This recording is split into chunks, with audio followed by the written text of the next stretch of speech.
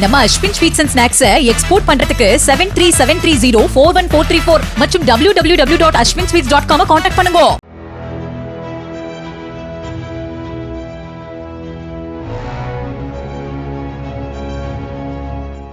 ஆமாங்க, காங்கிரஸ் பண்ணது தப்புதான், நான் ஒத்துக்கிறேன் என ஓப்பனாக போட்டுடைத்திருக்கிறார் காங்கிரஸ் தலைவர் ராகுல் காந்தி.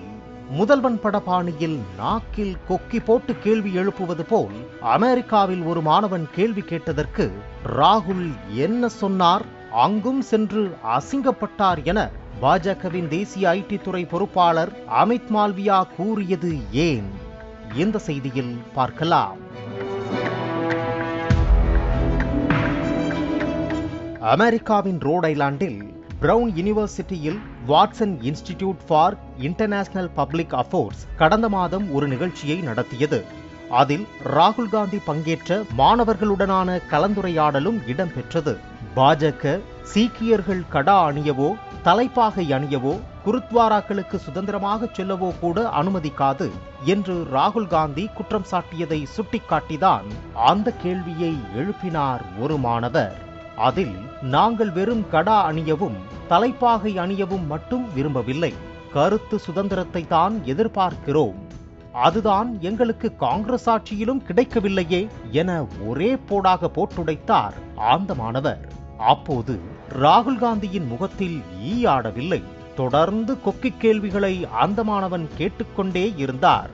சீக்கியர்களுக்கு எதிரான பெரும் கலவரத்தில் ஏராளமானோரின் உயிரை பறித்த குற்றவாளியான சஜன் குமாரையும் சுட்டிக்காட்டினார். அதில் இன்றளவும் பல சஜன் குமார்களை காங்கிரஸ் தனது கட்சியில் அமர வைத்துள்ளதே எனவும் குற்றம் சாட்டினார் அந்த மாணவர். கொக்கி கேள்விகளை கேட்டதும் உடன் அமர்ந்திருந்த நெறியாளர் ஒரு நிமிட அவகாசம் முடிந்தது, கேள்வியை நேரடியாக கேளுங்கள் என்றார். அப்போது கேட்ட அந்த மாணவர், பாஜகவின் இந்தியாவை பார்த்து பயப்படச் சொல்கிறீர்களே, ஆனால் சீக்கிய சமூகத்துடன் சமரசம் செய்ய காங்கிரஸான நீங்கள் முயற்சிகளை எதையாவது உண்மையாக எடுத்தீர்களா? ஏன் எடுக்கவில்லை? இது தொடர்ந்தால் பாஜக பஞ்சாபிலும் நுழையும் என்றும் அந்த மாணவர் கூறினார்.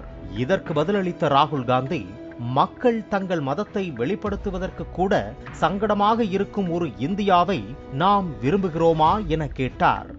தொடர்ந்து பேசிய ராகுல் காந்தி, நீங்கள் சொல்பவற்றில் பல விஷயங்கள் நான் இல்லாத போது நடந்தவை, ஆனால் காங்கிரஸ் அதன் வரலாற்றில் தவறுகளை செய்துள்ளன. காங்கிரஸ் செய்த தவறுகள் அனைத்திற்கும் நான் பொறுப்பேற்கிறேன், அதை ஏற்பதில் மகிழ்ச்சியும் அடைகிறேன் என கூறினார். அப்போதும் அந்த மாணவர் விடவில்லை. அது சரி, சீக்கியர்களை சமாதானப்படுத்த என்ன செய்தீர்கள் என அதே கேள்வியை மீண்டும் கேட்டார் அந்த மாணவர். அதற்கு ராகுல் காந்தி அளித்த பதில்தான் டாப் நாச்.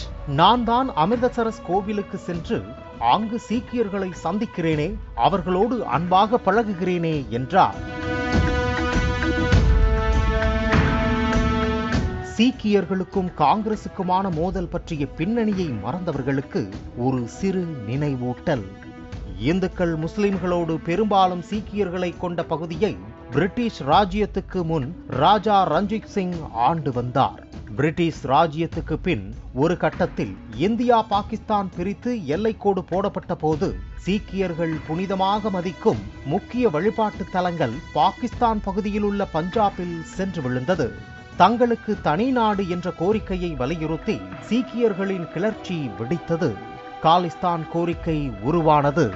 அவர்களுக்கு பாகிஸ்தான் ஆயுதங்கள் வழங்கியதாக கூறப்பட்டது.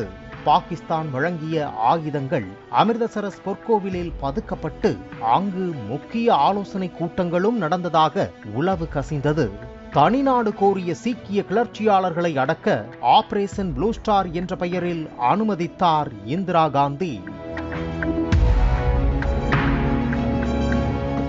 இந்திய படைகள் சீக்கிய பயங்கரவாதிகளை அழித்த நிலையில் இதற்கு பழிவாங்க இரு சீக்கிய பாதுகாவலர்களால் இந்திரா காந்தி சுட்டுக் கொல்லப்பட்டார்.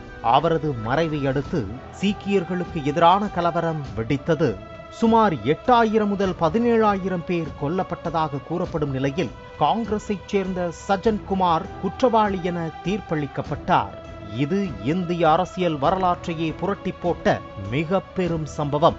இதற்குத்தான் சீக்கியர்களின் புனித கோவிலுக்கு செல்வதையும் அவர்களிடம் அன்பாக இருப்பதையும் சுட்டிக்காட்டி மருந்து தடவுவதாக காங்கிரஸ் தலைவர் ராகுல் காந்தி பேசியிருப்பது சீக்கியர்களிடையே சர்ச்சையை ஏற்படுத்தியிருக்கிறது.